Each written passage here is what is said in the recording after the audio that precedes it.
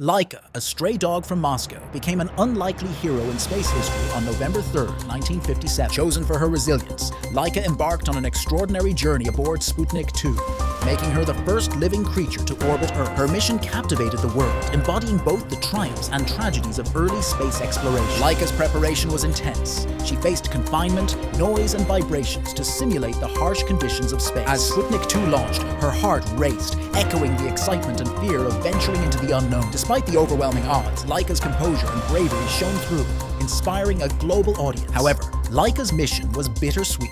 With no means to return her safely, she survived only a few hours in orbit before succumbing to the heat. Her sacrifice was not in vain. The data gathered paved the way for human spaceflight.